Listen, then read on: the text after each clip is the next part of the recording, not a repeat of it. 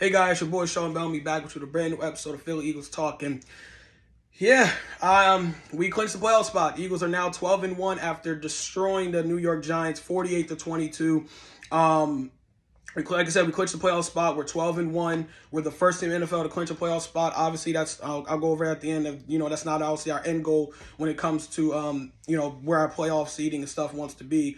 But again, I'll get to that in the end. Like I said, Eagles did destroy the New York Giants 48-22. The game felt like it was over as soon as it started. We went up 14-0.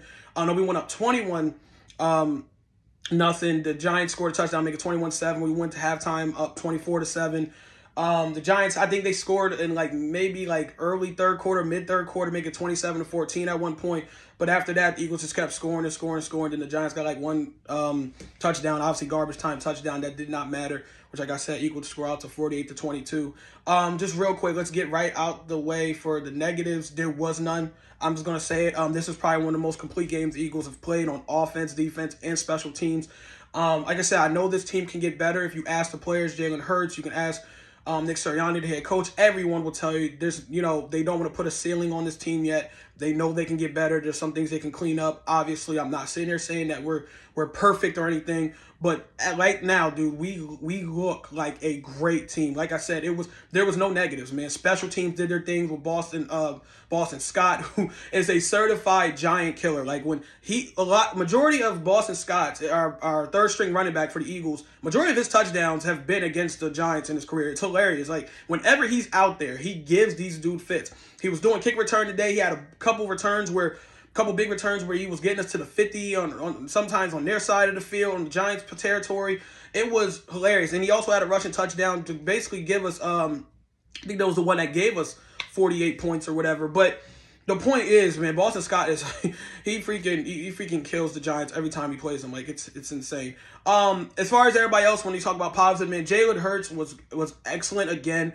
I think he started the game 11-13 at first in the first half or whatever. And the other those three incompletions he had going into the half wasn't even his fault. It was drop passes by his receivers. But let me get this real quick before I get to everybody else, man, and all the other positive. Jalen Hurts is the MVP. You can say I'm being biased as an Eagles fan. Listen, I love Patrick Mahomes, one of my favorite players in the league, but there's no debate. It's Jalen Hurts' award to lose at this point. That's it. Jalen Hurts has to go on a terrible string of games for you to even consider anyone else. That's how big the leap is. I'm not saying Jalen Hurts is better than Patrick Mahomes. I'm not saying that at all. I'm not saying Jalen Hurts is the best quarterback in the league. But as of today, he is the best player. Well, most valuable player, I guess I should say. Most valuable player. There's absolutely no way you can argue it. Jalen Hurts is the MVP.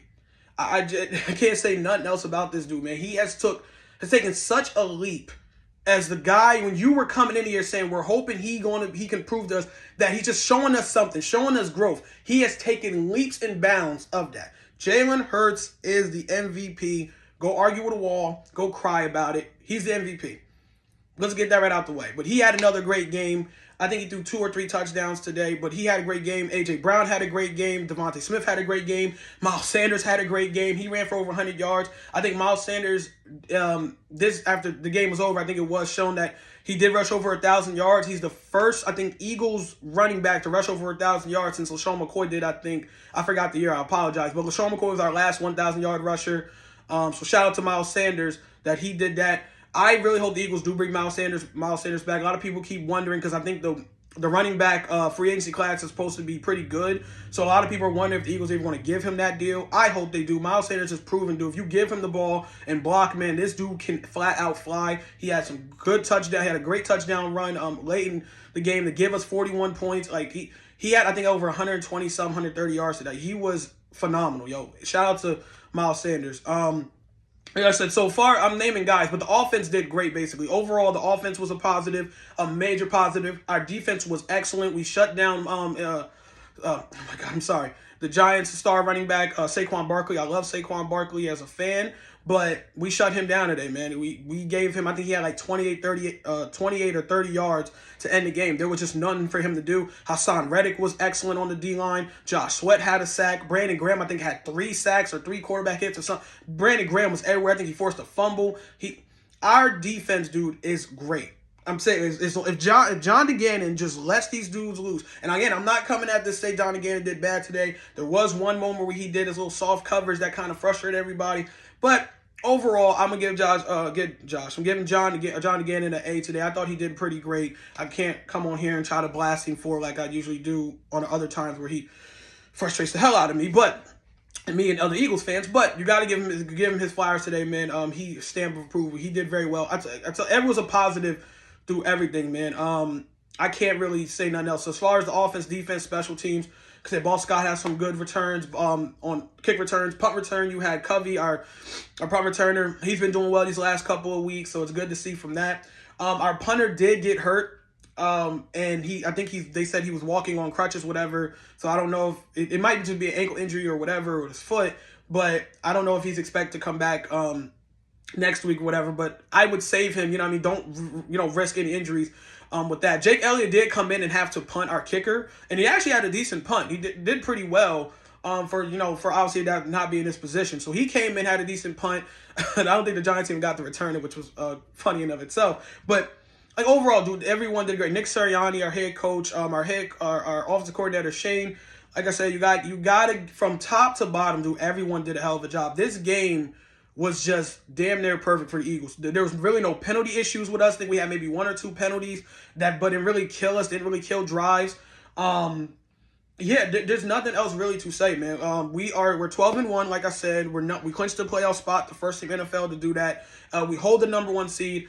The NFL rules that if whoever gets number one seed in both AFC and NFC, you get the only bye that exists in the playoff bracket. That's it. There's before, if you go back in the day, it had to be the two top teams. You get a first round, first round. You get a first seed or second seed. You had the first round bye. Everyone else from the 3 to the 6 or 3 to 7, whatever you want to say, have to play the wild card. But as of late, most recently, this is how it's been now. So the Eagles are absolutely 100% gunning for that number one seed because not only do you get that first round bye and get to kind of, refocus, re-energize, get everything set, you get all those home games. You get a home field advantage. At least you get to the Super Bowl if we do make it that far. So it is great to see right now. It was a big win overall, like I said, because we clinched. As far as the Giants is concerned, I don't know if I talked about this. The Giants are 7-5-1 now. They with that loss. The week before they tied with Washington Commanders. They face the Commanders next week on Sunday night. I think it got flexed to a Sunday night game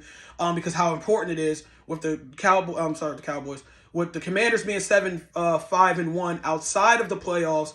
Right now, the Giants are 7-5-1. And I think they hold on to playoff spot just by a little margin, which I believe is like the 7th seed. So that game is very, very important for both of those teams. You win and you have that tiebreaker over each other, that's it. Because right now I think they got a tie in their own tiebreaker. So whoever wins that game, that's huge. And the Giants absolutely need that. But the Cowboys won. They held on. They came back and beat the Texans. The Texans just freaking suck. I told people when the game was getting down to the wire and everyone was thinking the Texans were going to steal it, I was telling everybody I was not going to talk trash about the Cowboys until I see 0-0 because I do think Dallas Cowboys is a good team. But the main problem for them, and I'm just going to throw this in here before I wrap up this video, is Dak Prescott. I don't know what the hell. He has shown at times he could be a great quarterback, and then this man is a turnover machine. I swear, Dallas fans have to be pulling their hair out when Dak literally be just throwing interceptions at really the worst times. But they won, man. Listen, the Texans suck.